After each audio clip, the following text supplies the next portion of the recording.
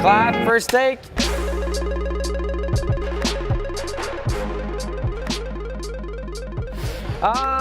I've been up to a lot of stuff actually. I mean, since I got that gold medal, you know, like I've been super busy, like a lot of media, a lot of traveling for like appearances and some event here and there.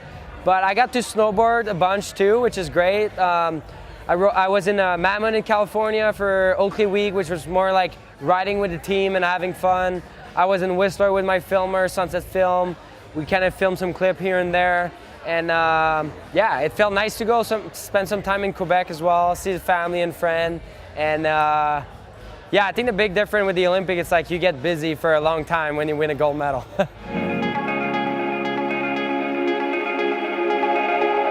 At the Olympic, for sure, you know, it's worldwide, you know, everybody knows about it. And, you know, I was representing Canada, you know, to be there, it's like, it's not just one part, it's like whole Canada wants to know you. So it's like, it's hard really to know what's gonna happen till you actually have one. But it's been great, you know, like I've been busy, but in a good way. And that's why we work hard, you know, having attention and having like a ton of media around you. It's great for you and it's great for snowboarding.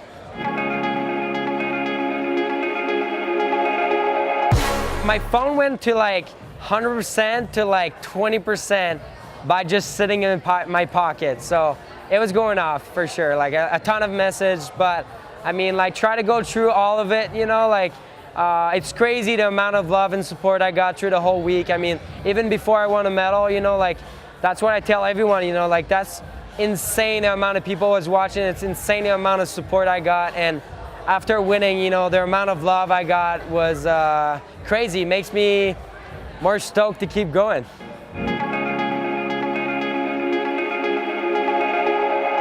Yeah, I mean, slopestyle was a heartbreaker for me. I mean, like slopestyle is it's definitely one discipline, if we could say that, that's like, I like the most, you know, because you need to be good at everything, rails and jumps and whatever else there's in the course. Coming in like so close, I fell in my last trick. In Sochi, it's kind of like the same thing that happened to me, so it's kind of felt like 4 years later, the same thing happened. But the 3 days after was kind of hard, you know, I kind of like was thinking about that moment over and over and over. And as soon as we started like practicing for big air, I told myself, I was like, either you give up or you keep going and you try your best. And then I just started riding for myself. I started riding for the fun of it. And it really worked out. Like I felt like I was riding for myself and I forgot about the whole thing. I forgot that it was the Olympic. I forgot that I was that many people watching. I forgot about the prestige of being there and winning a gold medal.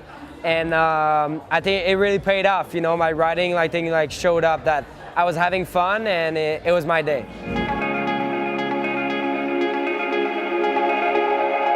Yeah, I mean, definitely like from being around for such a young age, you know, like I got the chance to start snowboarding at 9 years old, you know, and at 13 I was at the Shakedown and that was the first contest I won professionally. And you know, open up door with signing contracts with sponsor and starting traveling. And a lot of people were saying, you know, is that luck or not or whatever, and start doing good as an international level.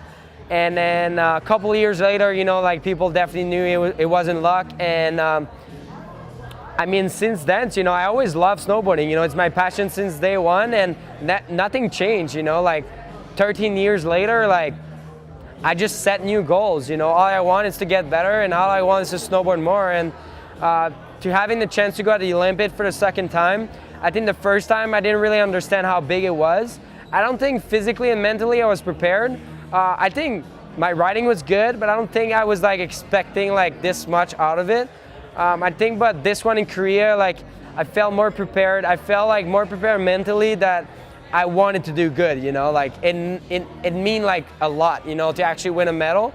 And yeah, I think like, you know, coming out of it and winning my first medal and to be a gold medal feels unreal still to this day. Like it's been like a couple months that it happened yet. And when I wear this medal around my neck, when I see people, you know, that touch it and take photo with it, it still feel unreal, you know, like it's crazy how one medal could definitely change your life, but could make your voice bigger, you know, like when I do interviews, when I talk, like people listen more, And it's good for me, but I see that it's more like for snowboarding. I want snowboarding to become bigger, and I want people to discover my passion. You know, I want people to start snowboarding because of me or because of whatever, who else they see. But you know, I wanted to grow up, and I think the Olympic was definitely like a good stage, you know, to make our sport bigger. I mean, yeah, the past 5 years, I mean, snowboarding's been progression since day one. Any sports that has people that wants to do it, it's gonna progress, you know? The past 5 years have been progressing a ton, you know, like, especially in contests, adding more rotation, adding more corks. Now I feel like we got to a point that the level is so high that we got to a point that we need different format. We need to refresh snowboarding to almost the start, that it's not just adding more, another 180 or another 360 or another cork. I think all we done right now, like, it's sick, it was meant to happen, but now we just gotta switch to a way that it's like, you know, you look at skating, you know, when someone learn kickflip, it's cool to learn a kickflip. Then you do a kickflip down the stairs and it's cooler to do down the stairs. Then you learn double kickflip, then it's cool to do a double kickflip. But nowadays it's not like whoever do 6 kickflip, you know what I mean? So it's like snowboarding got to a point that we know it's possible, but there's, for me, like, filming and contest been always 2 different worlds that I really understand. I love competing because it keeps me at a high level. It keeps me like up to date with whatever I need to do to win.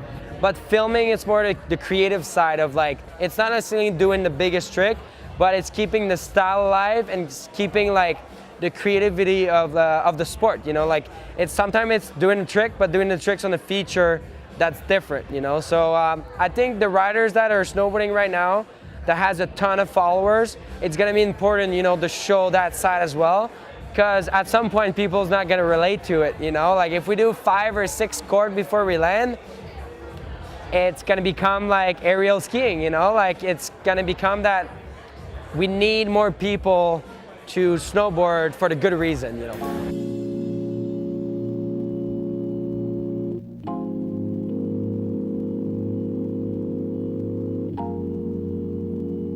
Thanks, Canada. Thanks for coming to Yeti Summit, and see you at the next game.